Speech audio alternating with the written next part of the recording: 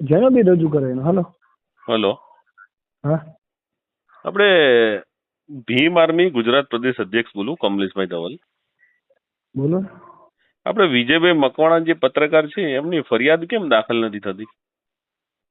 એ આજે આવ્યા હતા, મારે એમની સાથે વાત થઈ છે, પછી આવું છું એમ કીધું છે.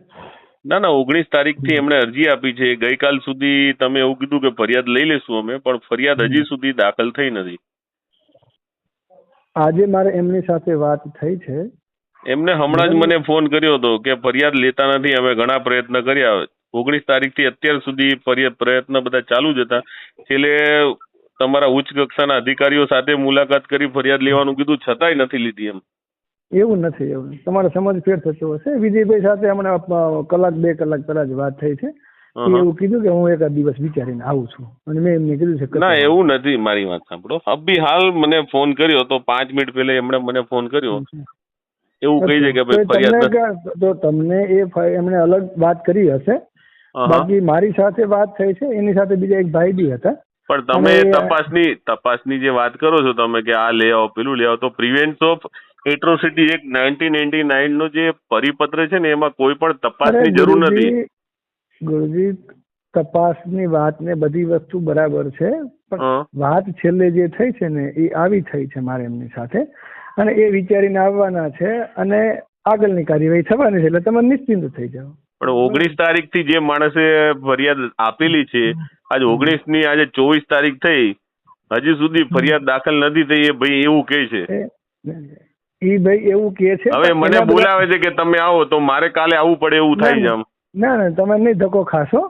એને કાલે આવવાનું કીધું છે, એટલે આગળની કાર્યવાહી તમને હું એને અત્યારે એ ભાઈને મોકલું ત્યાં, તમે ફરિયાદ લઈ લો ને. કેમ ફરિયાદ નથી લેતા? પણ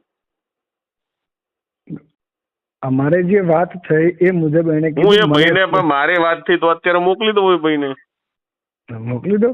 બરાબર, એમને ફરિયાદની નકલ આપી દો તમે દાખલ કરીને. હા મોકલી દો એમને. હો ને? હા મોકલી દો. હા એટલે એ બધા સામસામે ક્રોસ ફરિયાદની વાતો ચાલતી હોય ને.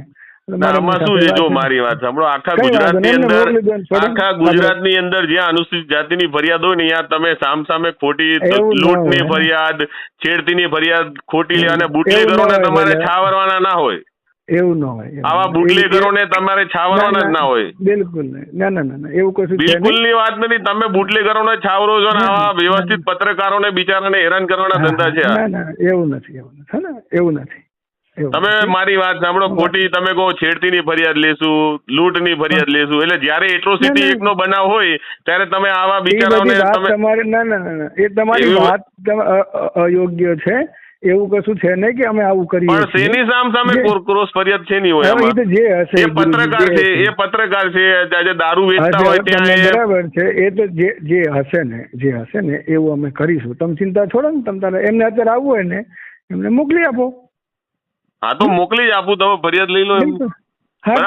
તમે બાકી ક્રોસ ફરિયાદ ની એમને બીક ના બતાવો કે અમે આ ક્રોસ ફરિયાદ લેશું, અમે આ લેશું. બીક ની વાત જ નથી. બીક બતાવવાની જ વાત છે. તમે ક્રોસ ફરિયાદ ની શા માટે ધમકી આપો છો? અને ધમકી બમકી ની ક્યાં વાત છે ભાઈ?